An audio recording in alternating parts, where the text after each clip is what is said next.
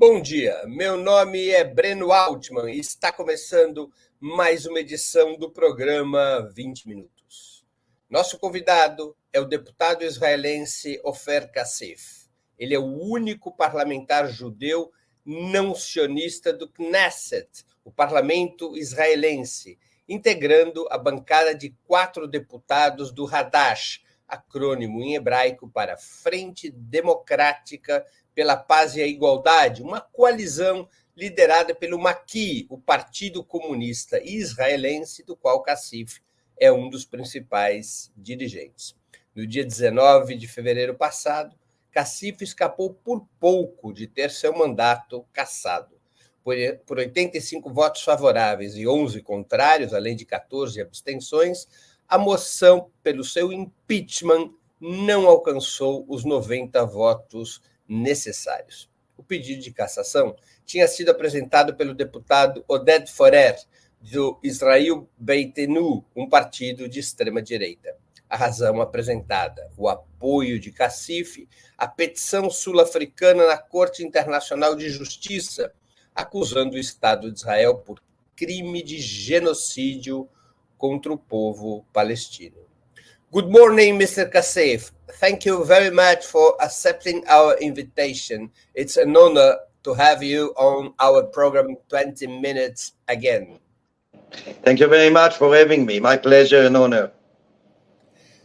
Mr. Cassif, do you still think that the state of Israel is committing crime of genocide against the Palestinian people, despite almost losing your parliamentary mandate for supporting the South American petition at the International Court of Justice? Well, it's important to emphasize that the petition by South Africa to the ICJ was not that categorical as it is normally assumed.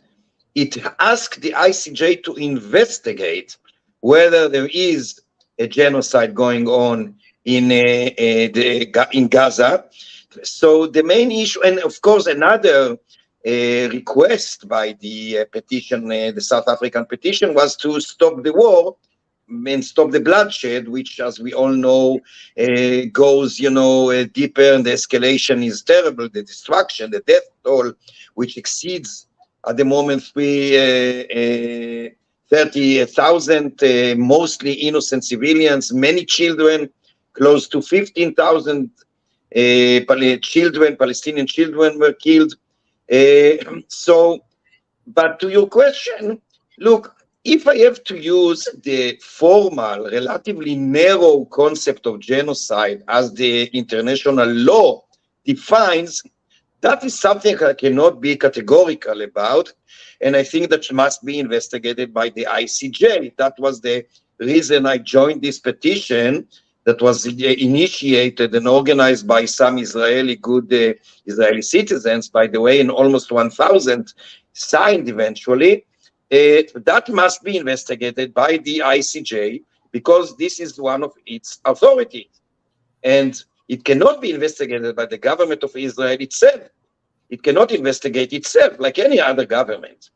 If you ask me about genocide, but not in the narrow definition given by the international law, but more, let's call it philosophical and historical definition, I'm afraid that there are indications that there is a genocide goes on there. And I, of course, I'm saying that in great pain. And I lament it because it is the government of my country that commits it. And my obligation is to do whatever I can to stop it, which I'm trying to do with my comrades. Brazilian President Luiz Inácio Lula da Silva recently compared the Netanyahu government with the Nazi regime, precisely for the possible crime of genocide against the Palestinian people. The Israeli Prime Minister's reaction was very harsh, declaring the Brazilian leader persona non grata. In your opinion, is Lula's comparison correct or not? I think that the comparison is inaccurate, to say the least. What's going on in Gaza is horrific enough without making such a comparison. Of course, I totally object what the government and the ministers of the Israeli government said. I totally reject that. I think if someone has to be persona non grata, is someone who supports killing and destruction and starvation, and which, of course, is exactly the opposite of Lola da Silva's, which I really appreciate. So I think that what's going on in Gaza is horrific and terrible enough, but should not, and I hope that in the future neither, should be compared to the Jewish Holocaust during the Nazi regime. And by the way, at the same time, with all my, of course, objection and condemnation of the massacre committed by Hamas against innocent Israelis on October 7th, I do not compare that to the Nazis either. I think we must be more accurate. Mr. Cassif, the Netanyahu government is a coalition of the most right-wing Zionist groups, but opposition leaders are part of the so-called war cabinet. How do other Zionist parties behave in the face of the massacre against the Palestinian people? First of all, allow me just to make a small correction. The war cabinet consists only of members of the coalition. There's neither no one from the opposition in the war cabinet, but it is true that Benjamin Gantz party, the so-called I don't know how to translate it, the Machane Mamlachti. Mamlachti is a kind of a tricky concept to translate, not verbally, but the essence of the term. But they joined the coalition quite in the beginning of the assault on Gaza in order to, as it were, to relax the most fanatic components of Netanyahu's government, and as you know, there are many.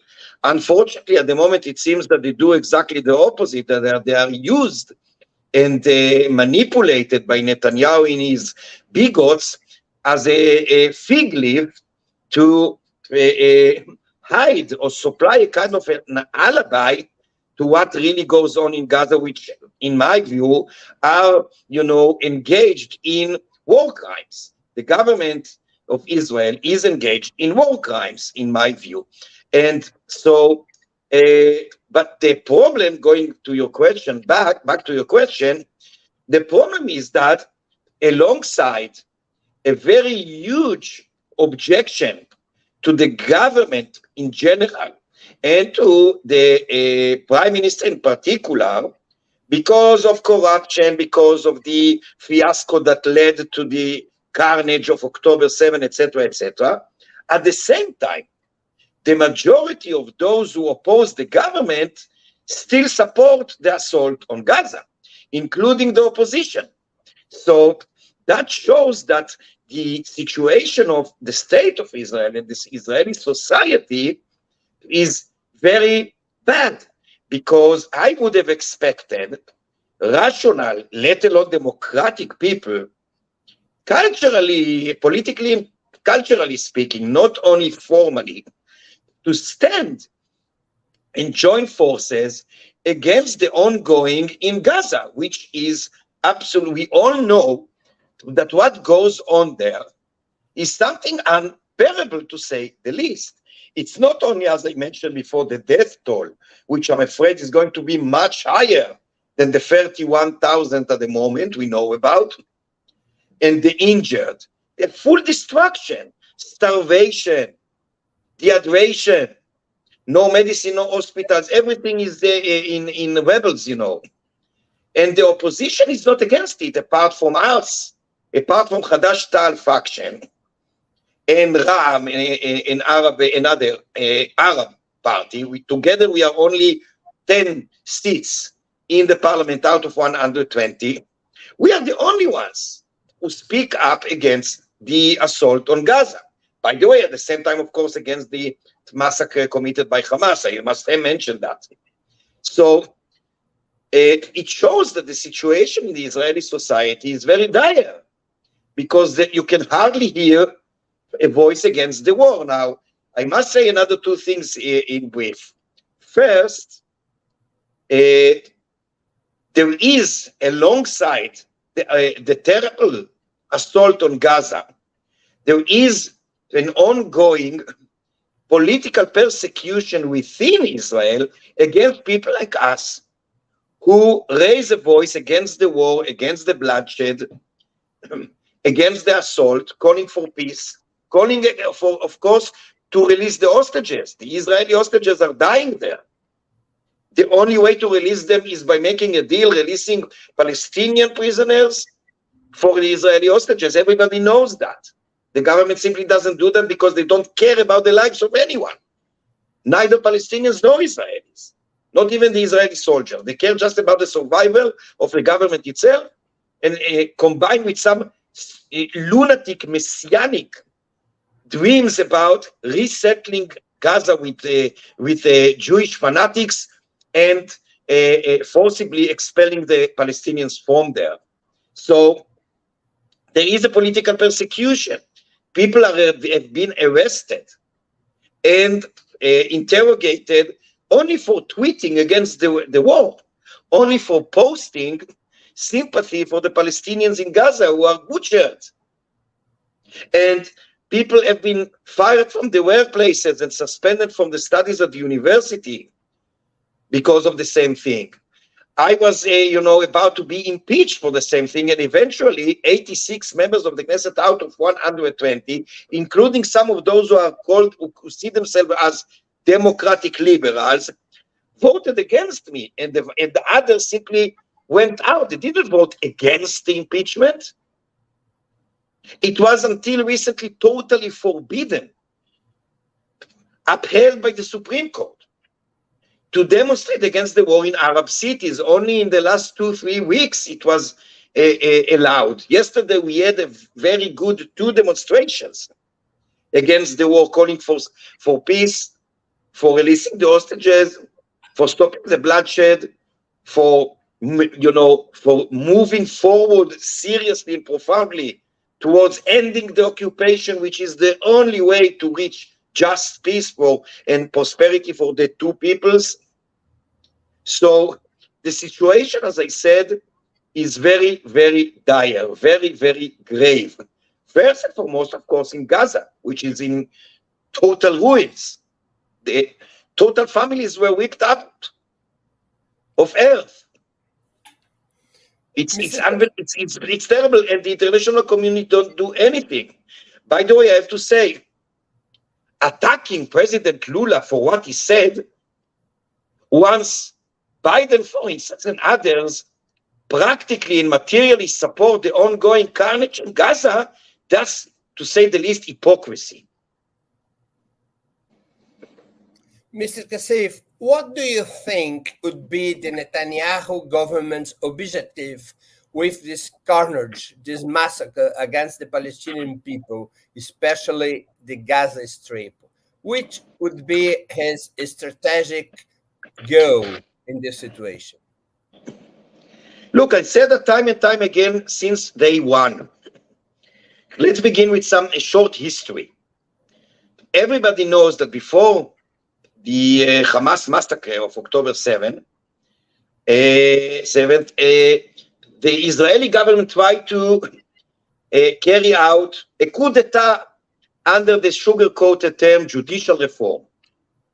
The government actually tried to destroy, to eliminate the judicial system in Israel and to subordinate this system to the government itself. That means full-fledged dictatorship. I would say full-fledged fascist dictatorship.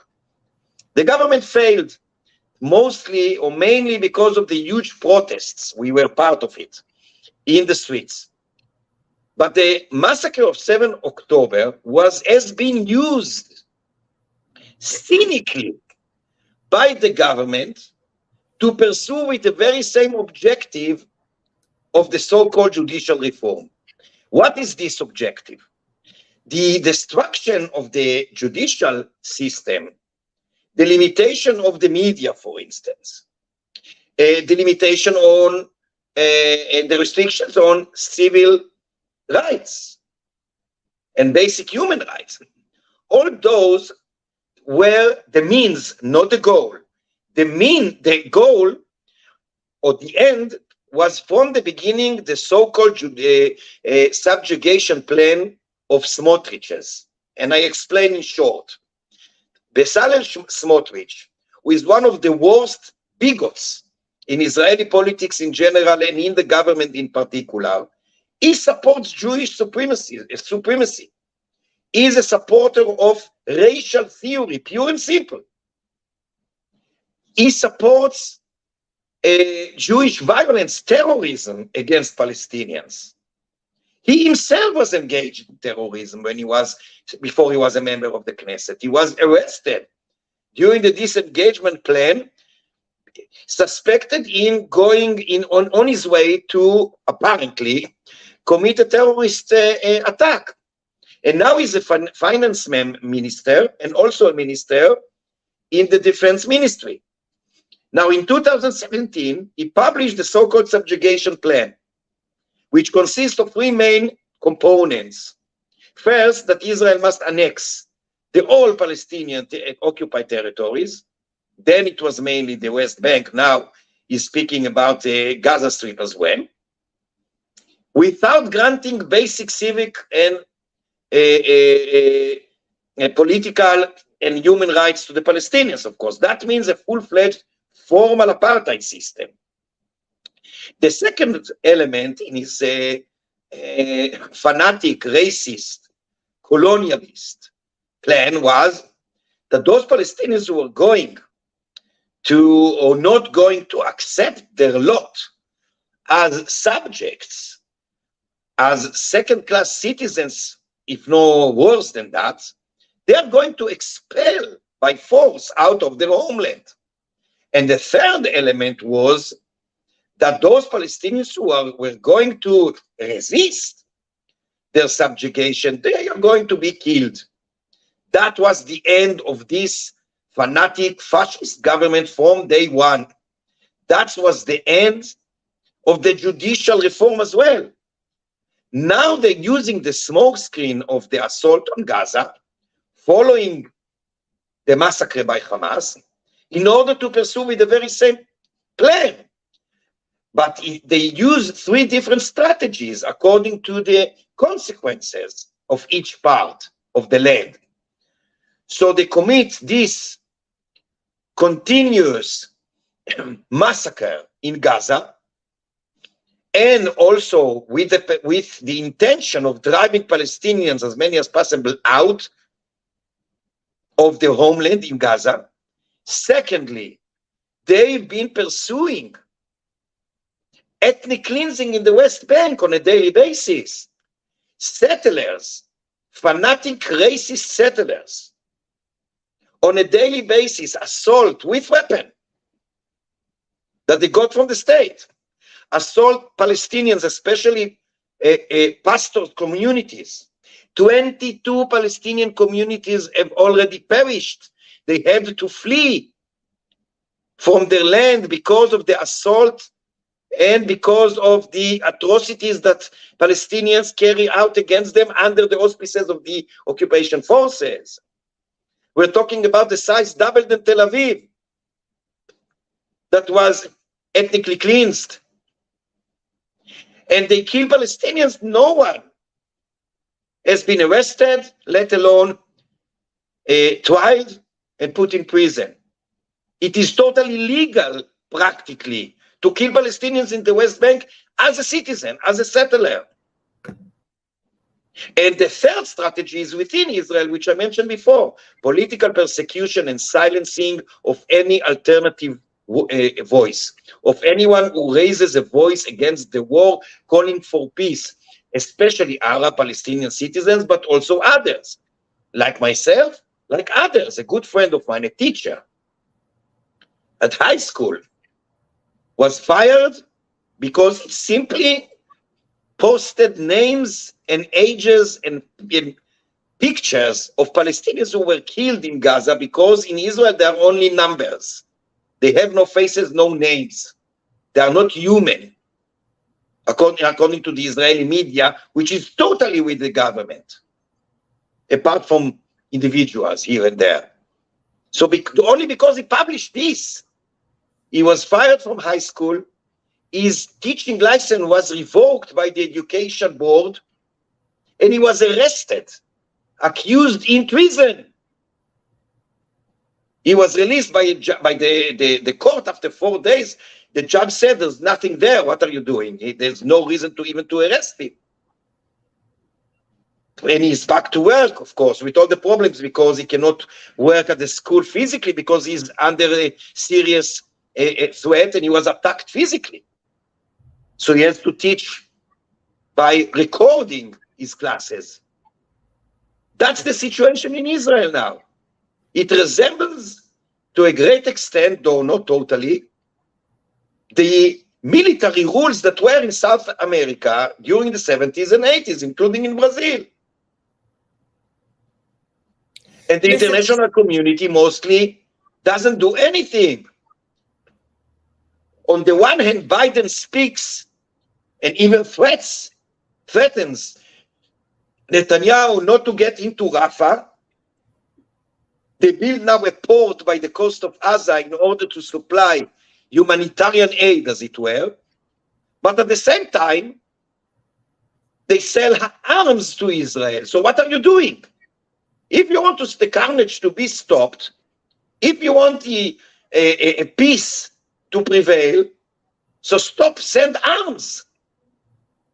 And Europe as well, the vast majority of the countries in the world support the ongoing carnage. And I want to say, and I will finish with that, forgive me for speaking in length, but it's from the bottom of my heart. Of course, we are struggling for justice and for stopping the carnage against the Palestinians. But this is also the interest of the Israelis. The government is the enemy of the people of Israel. I'm speaking not against Israel and Israelis. I'm speaking against the government of Israel as an opposition member, because I do care for my compatriots, and I do care for my society. In order for the Israeli society to prosper and survive, in order for my compatriots, the Israelis, Jews, Palestinians, and others to flourish, we must stop not only the war, we must stop the occupation. We must stop the policy of supremacism, racism. We must stop that. We can build a great society here, provided it is democratic and just. Thank you.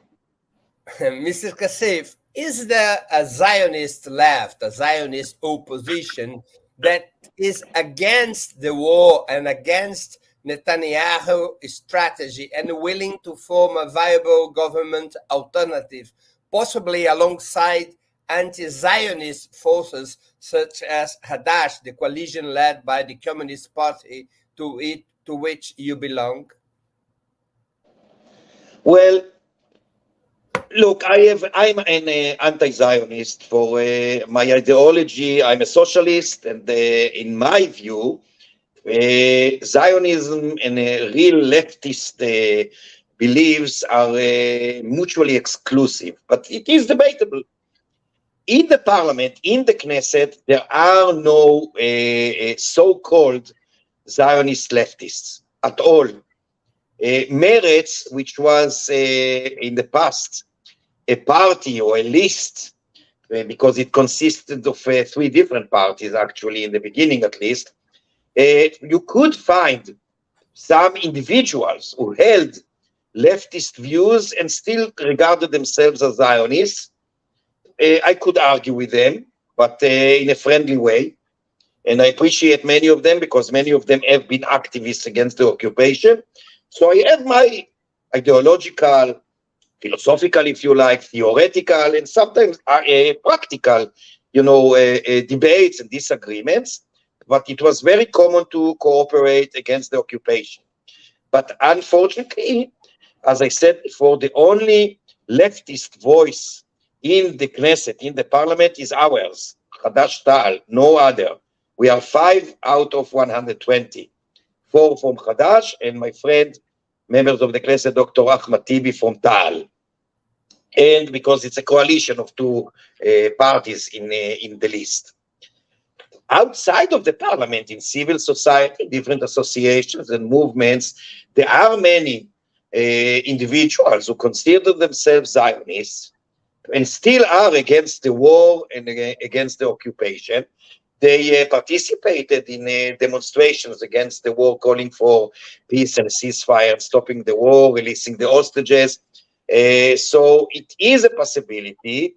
And I bless that cooperation. I think, given the circumstances, the main enemy at the moment is fascism, and I'm personally ready to make some compromises and concessions in order to widen our anti-fascist coalition. And I think it's quite successful. We succeeded in forming a 44 organizations coalition against the war and against the occupation. It's very successful with all the obstacles we have, given the policies of the government and the brutality of the police, which has turned almost entirely into a militia of the Minister of so-called National Security. We still succeed in cooperating against the war, and we shall continue. But what happened with this so-called Zionist left with marriage? Why are they not against the war and against this Netanyahu's strategy? First of all, if I refer solely to the people of Meretz, they are against the Netanyahu strategy for sure. I have some other disagreements with them, but they do not, endorse Netanyahu's strategy. As to the war, some of them are against the war, but I don't know if the majority or not, because I haven't checked. I don't know if anyone did. Mr. Cassif, thousands of people have been participating in demonstrations against Netanyahu's government. What do these protests represent? Well, the vast majority of the protesters at the moment are driven by their rage, and justly so, against the government in general and Netanyahu in particular, because everybody puts the blame, or most of the people puts the blame correctly on Netanyahu's own policy, and is the government, is the surrounding, bigots, as I said before.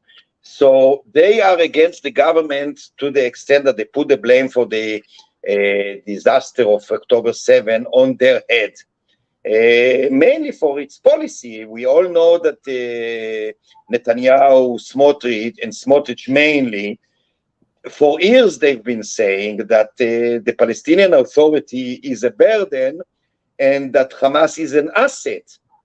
Netanyahu said explicitly in 2019, he was quoted more than once, that anyone who doesn't want to see a Palestinian state must weaken the Palestinian Authority and strengthen Hamas. And he's been doing that. I mean, he's been responsible, together with his different governments throughout the years, at least 15 years, in transferring a huge amount of money, literally in suitcases, from Qatar to the leadership of Hamas. They knew what they were doing. They created the monster, as someone said. So their responsibility for the carnage Hamas committed on October 7th is theirs. Netanyahu and his bigots in the government and in preceding governments as well. That's the main reason why so many people are against Netanyahu and his government. Add to that the total negligence of the Israeli hostages by the government in general, and Netanyahu in particular. They don't care about their lives. Netanyahu, and especially the fanatic fascists and racists like Smotrich, Ben-Gvir, and their gang, they don't want to do anything in order to release the hostages. They've been sacrificing the hostages on the altar of their own survival, of their own, I mean the ministers and the prime minister, the government survival. They've been sacrificing innocent Israeli citizens, including a baby and old sick people who are dying in the hands of Hamas. The government and Netanyahu in particular don't do anything to get them out. Everybody knows what's the way to get them out. All for all, we all know that. The only way to release the hostages is by releasing Palestinian prisoners and prisoners of war and hostages, etc., etc. So they don't want to do so. Anytime that there is a breakthrough in the negotiations with Hamas, Netanyahu finds another excuse to stop it. So I put the blame for their own life and well-being on their Netanyahu's own hands. And same about the vast majority of people in Israel. Because of that, they are against the government. What is missing here is that the majority of those who want the government to ask or demand, and justly so, elections now to get rid of this bloody government, they don't really care much about the lives and the destiny of the faith of the Palestinians. I do. We do.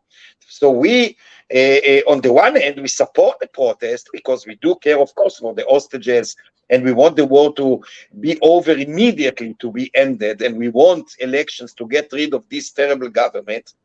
But at the same time, we do care about the lives of the millions of innocent civilians in Gaza.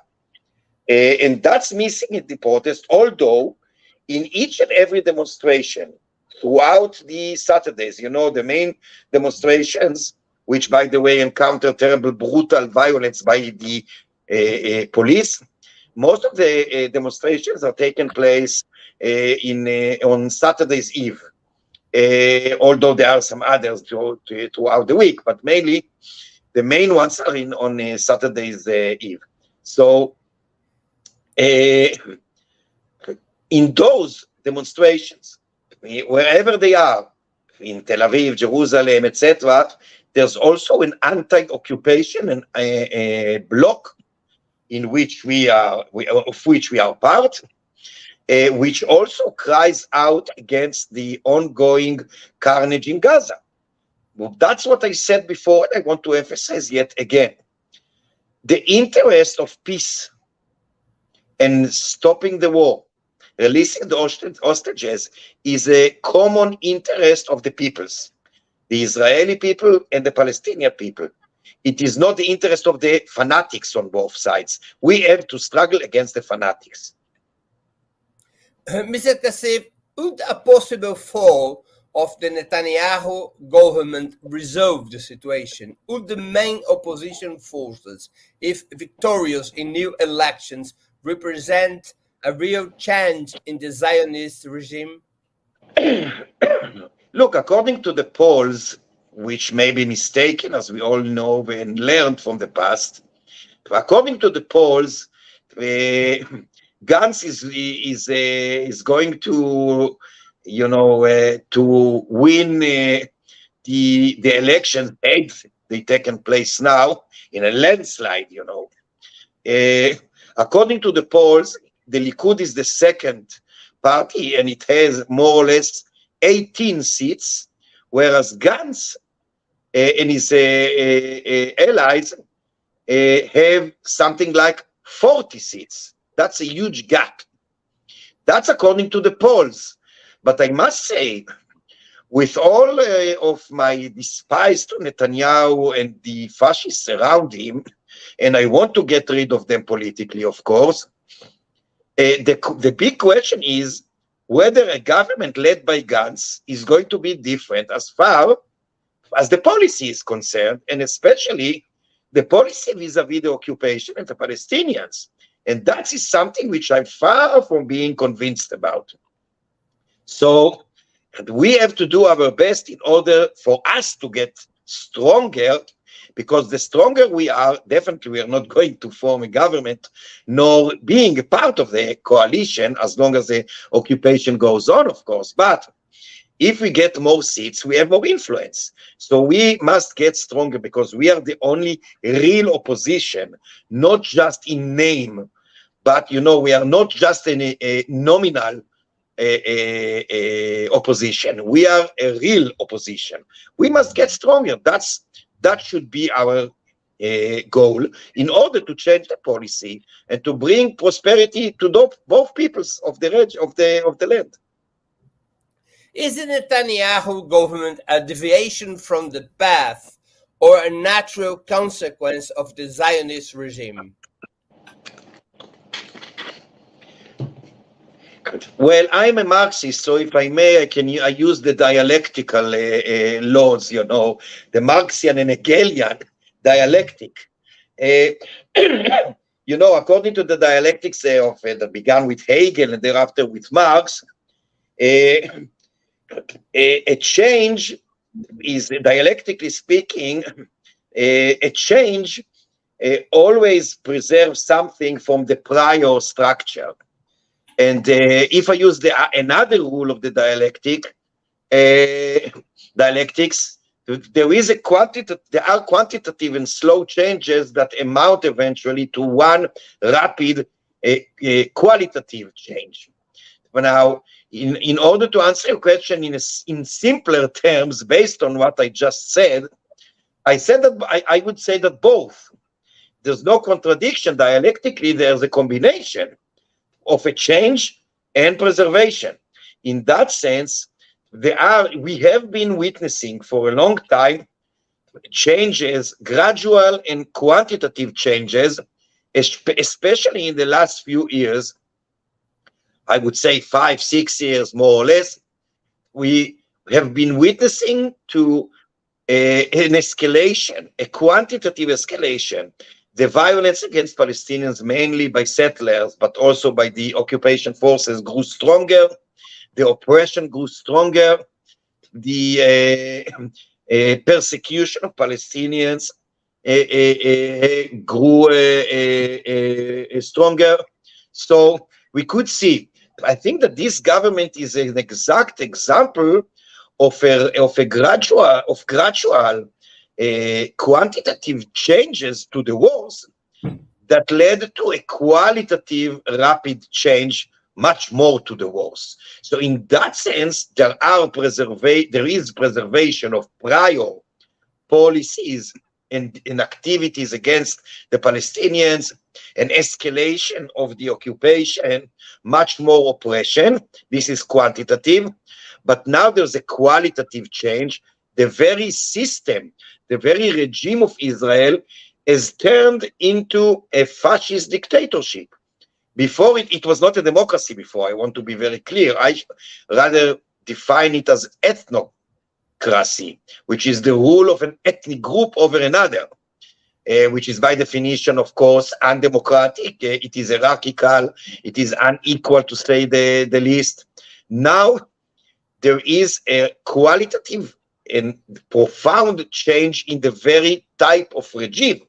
And in that sense, you can see on the one hand, a continuation, a preservation of the seeds that were laid down by the Zionist movement as a whole, and the change. No contradiction between the two, but rather a synthesis.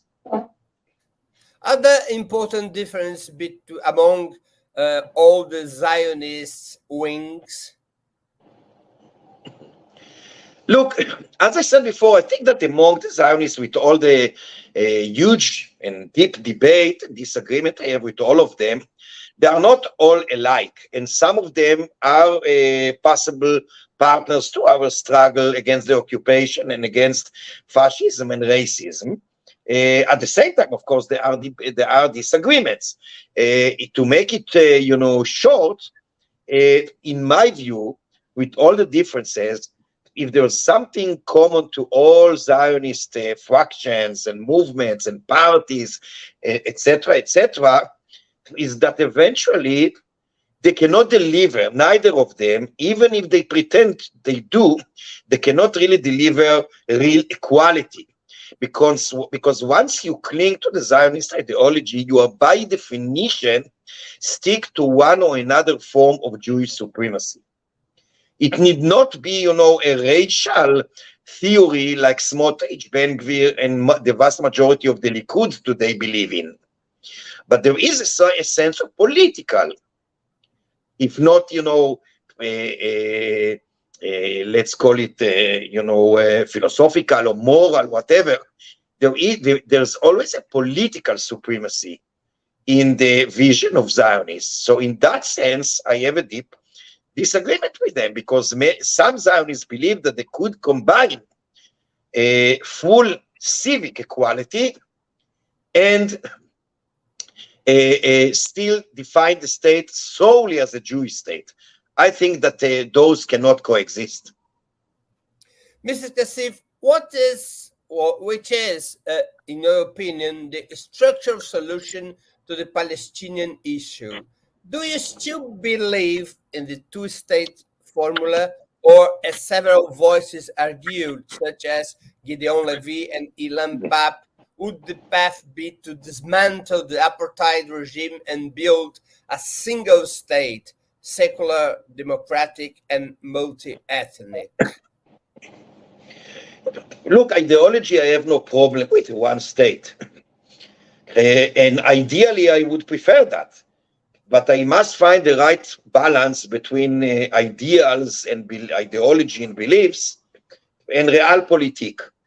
I do not agree with my friends, Ilan Papp and others, Gideon Levy. I consider them my friends, and definitely partners to many struggles. But I disagree with them as far as the one state versus two states solution are concerned. There's no way whatsoever to form a democratic, a real democratic one state between the river and the sea. No way. Because of more than 100 years of hostility, for instance. You cannot in a switch, solve all problems in one day or even in 1 year. There's a process needed to follow. This is one thing. Secondly, the Palestinian people is entitled to its own national self-determination in its own sovereign independent state. In one state, that would not occur. One state, there are only two alternatives now, or three alternatives. The worst is elimination, is a real full-fledged genocide, which obviously we all reject, to say the least. Secondly, one apartheid state. Thirdly, two-state solution. That's the only solution which finds the balance. It's not 100% just. Unfortunately, we apparently cannot, reach to a 100 just solution, given the debates, disagreements, given a lot of, elements. So in my view, the right balance between justice and realpolitik is the two-state solution. That means that the Palestinian people will win their own independent Palestinian state in the territories that Israel occupied in June 1967. That means the whole West Bank, East Jerusalem, Gaza Strip. There should be a Palestinian state, no settlements, no settlers, but a Palestinian state. In the future, by the way, there must be also a just solution to the problem of the Palestinian refugees in accordance with the United Nations resolutions. Israel itself must be democratized. That means that it must be an egalitarian state. It cannot cling to supremacy. I think that Israel is the only state in the world which is regarded as a democracy despite an institutionalized supremacism. I do not know any other state where there is such as supremacism entrenched into the constitution or to the legal system and is regarded as a democracy. That cannot be. In the future, upon consent of everyone who is involved, perhaps we can transform the two states into one state, or federation, or confederation, or whatever, upon consent. But at least in the beginning, there must be at least a temporary solution of two states. And again, if in the future, only upon consent, there is a possibility to turn into another one political roof, I'd be delighted. How do you define yourself in relation to the State of Israel official ideology? Are you a non-Zionist or an anti-Zionist?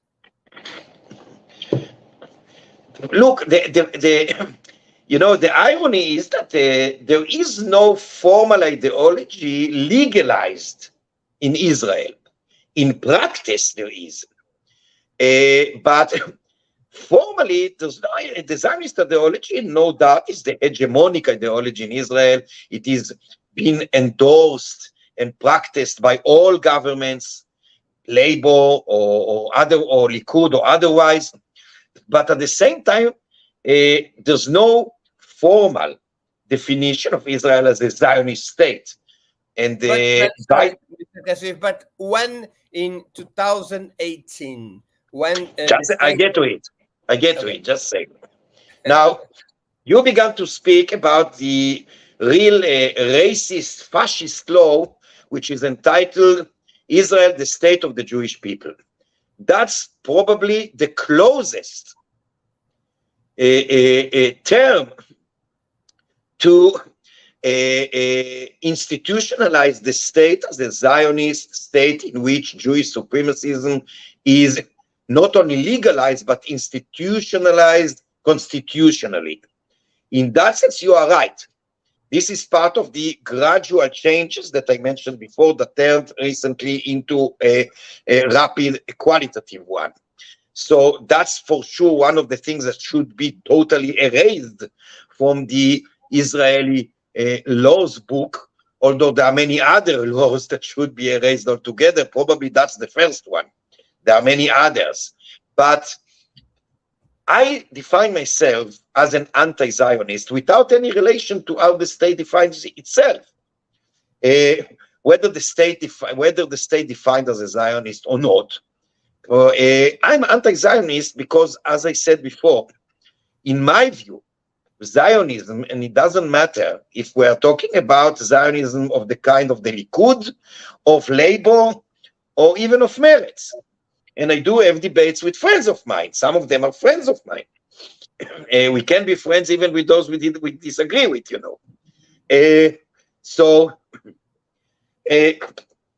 I said before, Zionism gives priority, political, to the minimum political priority to Jews, by the way, who are defined as such according to so-called ethnic definition, which is in itself illiberal and undemocratic. I wrote my PhD about that, by the way. So, about ethnicity versus democracy, to generally speaking. So, Zionism cannot deliver real equality. And since equality is the basis of my beliefs, as a socialist and as a Democrat, I cannot, to say the least, endorse the Zionist ideology like I cannot endorse any other ideology that gives priority to one group over another. I will never endorse chauvinistic beliefs or ideologies or sexist ones, etc., etc. So that's for me part of the list, which I will never accept. And but that doesn't come from the, from the nationalistic antithesis to Zionism. That is to say that as if I endorsed another nationalistic ethnic ideology. No, my criticism of Zionism comes from a profound belief in equality. In my view, ethnic nationalism cannot deliver equality. Zionist leaders from different wings affirm that Zionism is the very identity of the Jewish people and represent their right to national self-determination. Therefore, being Zionist would be the same as being anti-Semitic. Aren't you an anti-Semite, a self-hatred Jew? You probably know the answer. If it wasn't you asking this question, I was very insulted. But look, anti-Semitism is a form of racism, and as such, it is a crime, full stop. Any kind of racism, Islamophobia, anti-Palestinian, whatever, anti-Roma, for instance, in Europe, and anti-Semitism, all those, like others, are forms of racism, which I strongly condemn, strongly despise, and will forever fight against. Anti-Semitism is a crime. But the vast majority of my grandparents' families were butchered by the Nazis in Europe because of the Nazis' anti-Semitism. It is a personal issue, although primarily and first and foremost, it is an ideological and moral issue. So anti-Semitism is a crime. I call everybody who fight against the occupation, against the war for Palestinian liberation, and even against Zionism, don't collaborate with anti-Semites. Don't collaborate with anti-Semites. They are not better than other racists. Someone who is a racist against Palestinians is not different from someone who is racist against Jews. It's the same disease. Anti-Zionism is a form of criticism of an ideology. Zionism is an ideology. And it is totally legitimate to criticize and to reject Zionism as an ideology, like it is, for instance, and I'm saying that as a socialist. It is legitimate to criticize socialism, to be against socialism. And this is I will never say that someone who is against socialism is a racist against socialists. That's nonsense. Doesn't even sound, valid. It is not. So same here. The attempts to conflate and to identify Zionism with Judaism is been done in purpose by people who don't want a criticism of Zionism to prevail or even to be sound. I will never accept that. By the way, in the article I mentioned before, an article that I wrote many years ago, it was published in a Catalan journal, I think something like 10 years ago, some more or less.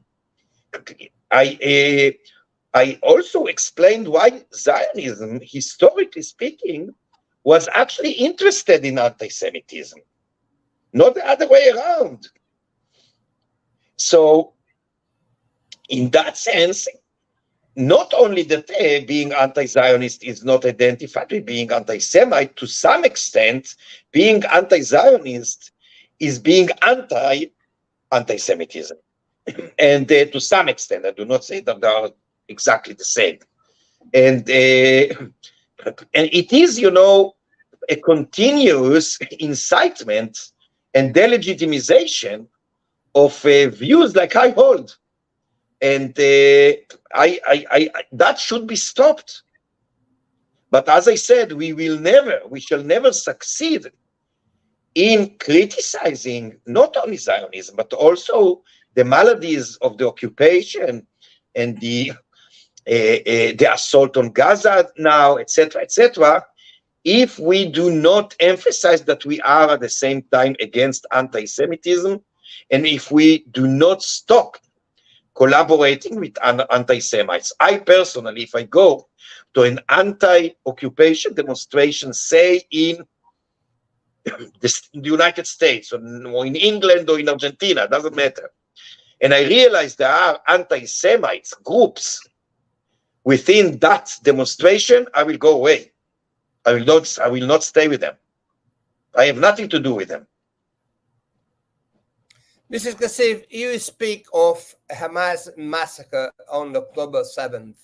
But if Hamas had not attacked on October 7th, wouldn't the Palestinian issue have been doomed to disappear from the agenda? I believe that had the massacre not committed, the Palestinian occupation would have gone on, but it does go on at the moment as well, and even to a greater extent. And moreover, there are, even if the end is Palestinian liberation, that's for sure. And as I said before, it is, as far as I'm concerned, it is a universal internationalist interest, but it is particularly also interest of the Israelis. But this is the right end. This is a just end. It doesn't justify all means. The means that Hamas chose on October 7th are unspeakable, cannot be justified or accepted whatsoever. Butchering hundreds and hundreds of innocent civilians, children, women, attacking women and men, torturing, set fire, etc. Those are means that I will never accept, ever. Those also are harmful to the Palestinian struggle. On top of what I said, morally, politically too, it is harmful for the just struggle of the Palestinians. Mr. Cassif, to finish our conversation, what is it like to be the only anti-Zionist Jewish parliamentarian in Israel? Only Jewish what? In Israel? I'm not alone. Fortunately, there are only thousands. Jewish anti-Zionist parliamentarian in Israel. Parliamentarian. Sorry, I didn't hear you. First of all, there is a debate whether some of the ultra-Orthodox are anti-Zionists or not. That's a question. But I'm definitely the only Jewish parliamentarian who is a secular anti-national, anti-Zionist. Look, on the one hand, it's not easy to be relatively, alone. Although there are thousands of Jews in Israel in general who hold more or less views like I do, and they are anti-Zionist for more or less the same reasons. So on the one hand, it's not easy. On the other hand, it's not that bad because Zionism or not Zionism is at the moment not the main issue that bothers, the parliament in Israel. We are much more bothered by the ongoing carnage in Gaza. We are troubled by the terrible situation of the hostages and their families that cannot go back to their houses in the north and in the south. We are troubled by the anti-social fanatic capitalism of the economic system.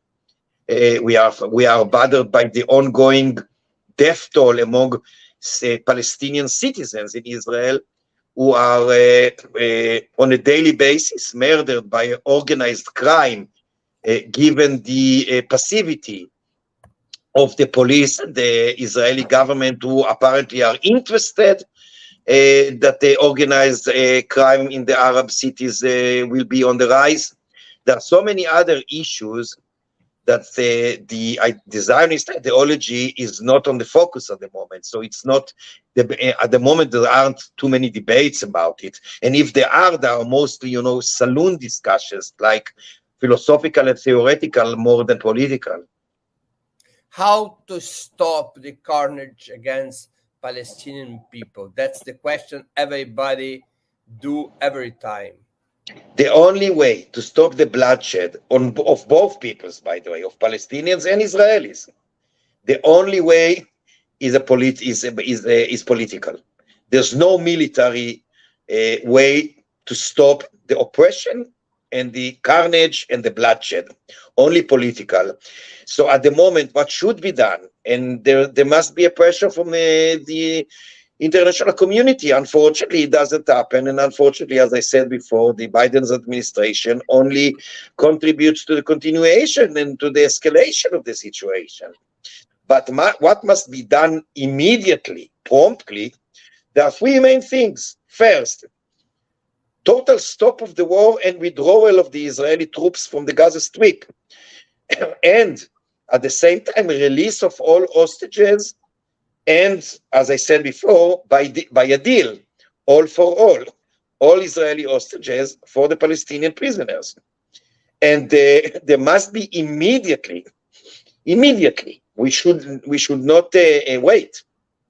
There must be an immediate, real, honest process towards ending the occupation and the siege towards Palestinian liberation.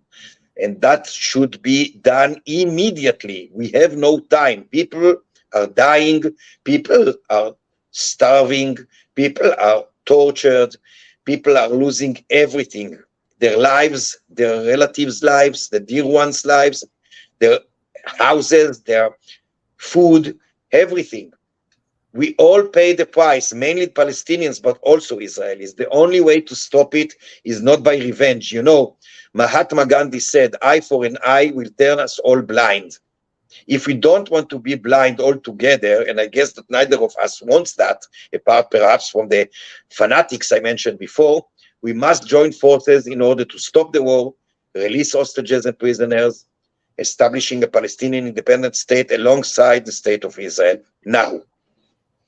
Mr. Cassif, we're ending our conversation. I would like to thank you very much for your time, for this very important interview with you. Thank you so very much. It was my pleasure. Thank you.